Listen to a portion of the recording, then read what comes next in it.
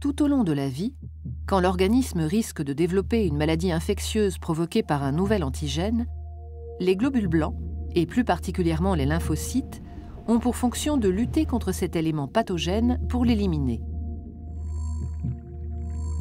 Une partie de ces clones se différencie en cellules lutteuses, neutralisantes et tueuses de l'infection virale.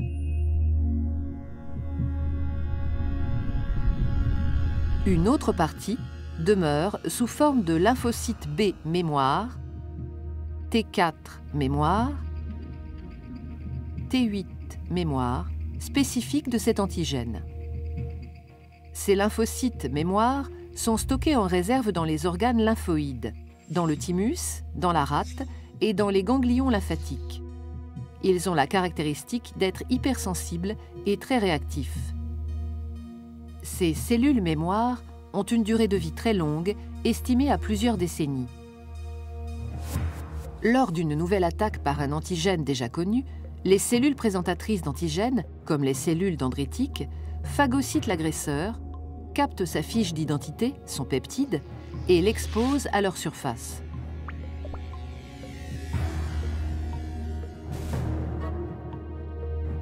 La cellule dendritique, présentatrice de l'antigène, migre ensuite vers un ganglion par les vaisseaux lymphatiques et présente le déterminant de l'agresseur aux lymphocytes T et aux lymphocytes B, produits lors de la première infection et qui sont en réserve dans les follicules du ganglion.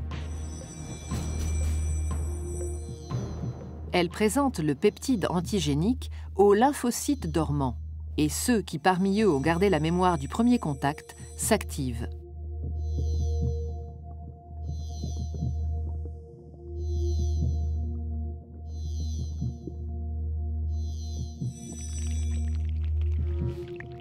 Les lymphocytes B et T entrent en mitose dans les follicules, ce qui entraîne le gonflement du ganglion.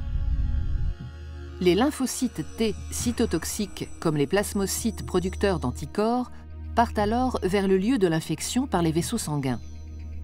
Grâce à l'action des lymphocytes mémoire, la réponse adaptative sera alors plus rapide, plus intense et plus efficace. Le sujet ne sera pas malade. Certains micro-organismes, virus ou bactéries, provoquent des maladies fulgurantes. Leur action est plus rapide que la réponse immunitaire. C'est le cas de maladies comme la poliomyélite, la rougeole, le tétanos, la grippe.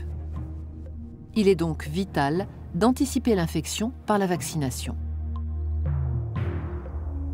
Le vaccin est une préparation contenant en très petite quantité des fragments de bactéries ou de virus tués, de toxines atténuées ou purifiées, que l'on inocule pour stimuler préventivement la formation de lymphocytes mémoire. En cas d'attaque, l'infection sera rapidement endiguée. Antigènes déjà identifiés et vaccination permettent de constituer la grande bibliothèque de notre système immunitaire.